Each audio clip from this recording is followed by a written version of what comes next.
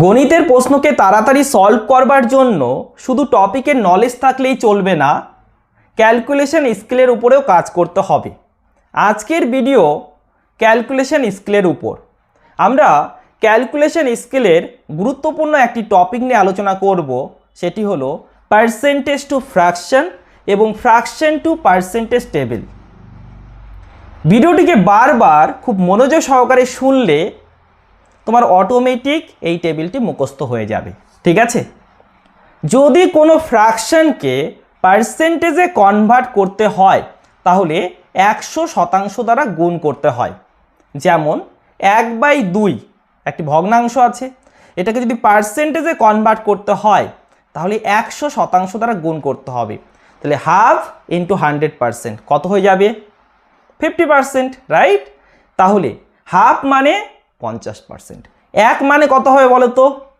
100% দ্বারা গুণ করো, তাহলে 100%।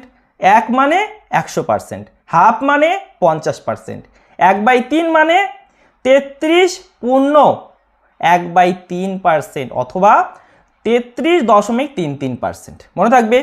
1/4 মানে 25%, 1/5 মানে 20%, 1/6 মানে 16.67% অথবা 16.2/3%, 1/7 মানে 14.2/7%, 1/8 মানে 12.5%, 1/9 মানে 11.11%, 1/10 মানে 10%, 1/11 মানে 9.09%, 1/12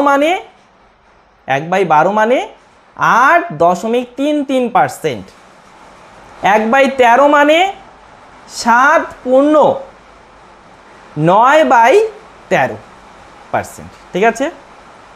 1/14 মানে 7.1/7%, 1/15 মানে 6.2/3%, 1/16 মানে 6.1/4%, 1/17 মানে বলো 15/17%, 1/18 মানে বলো তাড়াতাড়ি বলো, 1/18 মানে কত হবে? 5.5/9%, 1/19 মানে 5.5/19%। বুঝে গেল? 1/20 মানে 5%, 1/25 মানে 4%। মনে থাকবে? 1/50 মানে 2%। আশা করি ভিডিওটি বারবার শুনলে তোমাদের অটোমেটিক মুখস্থ হয়ে